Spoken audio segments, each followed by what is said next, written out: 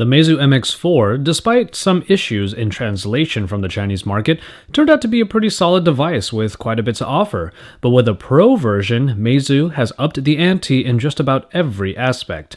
Does it provide a real upgrade not just from the original, but for the budding user? Well, let's find out, because it's Joshua Gar from Android Authority. What's going on, everybody? And this is my review of the Meizu mx4 Pro. The mx4 Pro takes on the same aesthetic of the original, with a look that is a bit like the iPhone 3GS of old, right down to a home button found on the bottom front. But this time around, it is quite larger. Mostly due to a 5.5-inch screen, this phone is just outside the realm of comfort in one hand, though small bezels on the sides of the screen certainly help its case. As already stated, the home button up front is the main addition here and has a great tactile feel. Push it down and you'll be able to wake up the phone, but underneath the surface is a fingerprint scanner that we'll get into in the hardware segment. Curves on the side include the volume rocker on the right side, though the power button is at the top. There's just no way around it for most Android users. The top located power button takes a little bit to get used to. The back is removable and sports a nice non-glossy feel. Underneath the cover you won't be able to replace the battery though. And ports for the headphone jack and the micro USB charging port are on the top and bottom respectively, with the latter also accompanied by a bottom-facing speaker unit. And all of this is held together with a nice silver lining via a metallic frame. Ultimately, this is a phone that isn't too flashy, but still manages to have a look all of its own. In the hand, the smooth plastic does have a tendency to slip about, which sometimes exacerbates the accentuated curves of the mx4 Pro. I didn't have that many issues keeping my grip on the phone, but a little extra care was taken when trying to perform the hand gymnastics needed to get around the screen. Our look at just how much the Pro brings to the table begins with a display that is actually beyond Quad HD. As Meizu has done in previous iterations, the aspect ratio of the display is just a little bit off kilter, and thus a bit more resolution in the shorter edge can be squeezed in. As a result, 1440p essentially becomes 1536p. This small bump up in resolution is certainly not really felt in regular usage, but the Pro manages to be on par with the many other Quad HD displays that we're seeing in current gen smartphones. That being said, however, this display is quite a nice performer. Despite the muted aesthetic of the default Flyme OS theme, the colors still look pretty vibrant and stand out due to some good contrast. What the theme does really well to showcase is the sharpness of this display, as 546 pixels per inch do well to accentuate the edges of Flyme's pixel art. Where I had an exceptional time with the device was during gameplay, as even the older textures and colors of Star Wars Knights of the Old Republic were made quite enjoyable on the mx4 Pro. Viewing angles all looked good, and in broad daylight I had few complaints, and with Gorilla Glass 3 covering this panel, there should be better protection against typical scratches. Meizu has returned to their original supplier for processing packages, Samsung, and in the Pro, they opted for the pretty tried and true Exynos 5 Octa that is backed by a Mali T628 and 3GB of RAM. I had few issues with the performance of the mx4 Pro, as the Flyme OS showed really nice movement through its elements and apps. Multitasking proved to be a good experience despite its more simplistic interface, but tapping in and out of two applications over and over again was a very quick experience. Again, my main enjoyment came from gaming here, as Knights of the Old Republic was nice and smooth at the default settings. I pushed the graphics performance further by maxing out the settings, but even then the game was still playable. It was at normal settings, however, that the game never missed a beat. To start off the hardware section, we'll talk about the speakers found on the bottom. While we always harp on rear or side-mounted speakers compared to front-facing units, Meizu has managed to make the sound experience on the Pro quite compelling. Sound is not only more than adequately loud, the soundstage is actually quite robust, bringing richness and body to mids and lows where plenty of other speaker units simply fail.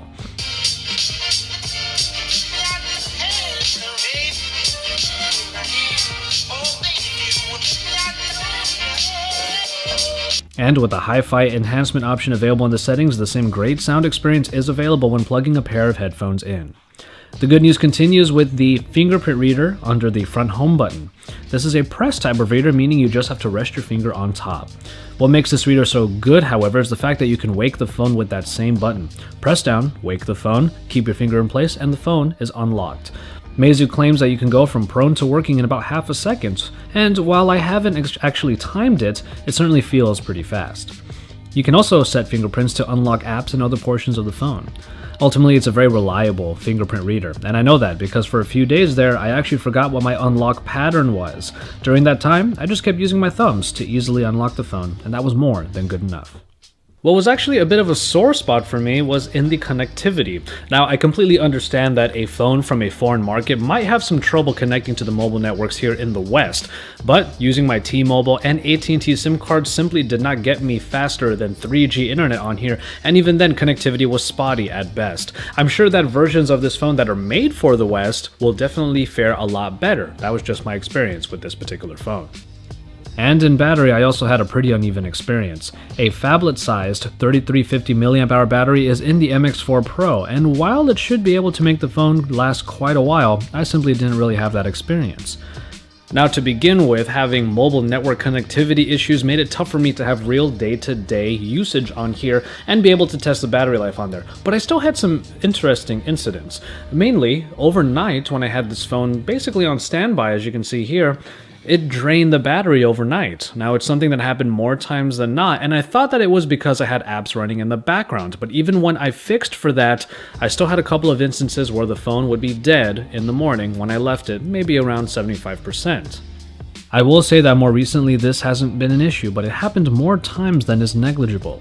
Otherwise, I have been able to get a solid day out of the Pro before getting down to single digits, but we have to remember that this is without the high-speed internet as a factor. A powerful 20.7 megapixel rear camera provides very solid performance in the mx4 Pro. Large pictures are par for the course here, as the front-facing camera sports a little more power too, at 5 megapixels. The app provides a number of different modes and settings, mostly found by swiping side to side on the viewfinder. Modes from panorama to slow motion video to even a fully manual mode are available.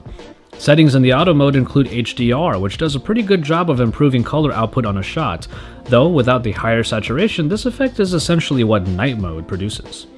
The macro mode proved fun to use, though I found it a little odd that the auto mode doesn't automatically activate the macro focus based upon the shot. Basically, if you aren't able to get focus on a close subject, just swipe over to macro and then you'll probably be able to get it done.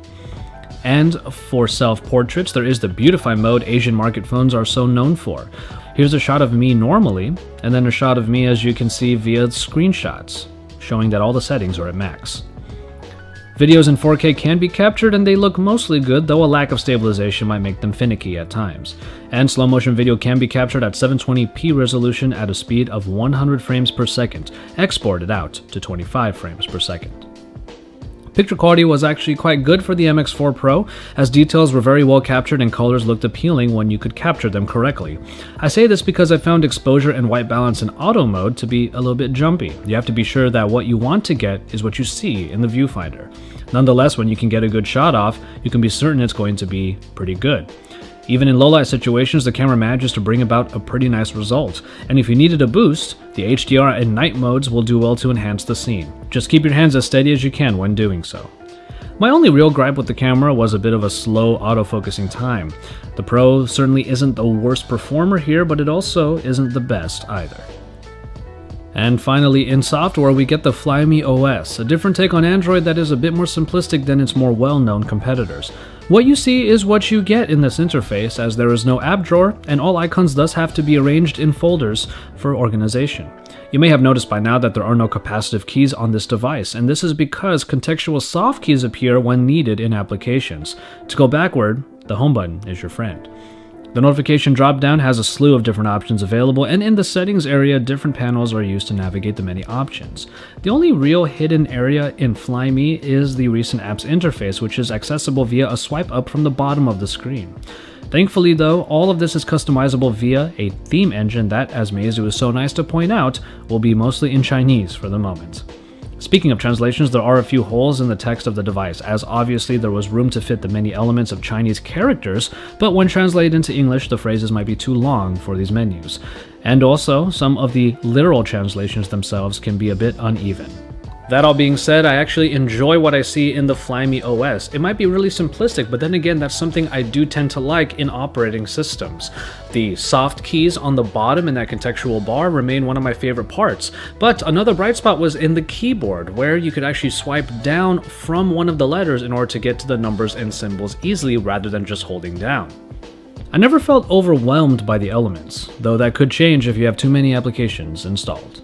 When converting the price from Asia, And for that notion, the Meizu mx4 serves as a good example of what growth we're seeing out of China. Even just a couple weeks ago at CES 2015, we saw a few new high quality but affordable iterations from Chinese companies, and the trend looks to be on the rise. Meizu is in the thick of that with a phablet offering that manages to be powerful but accessible at the same time.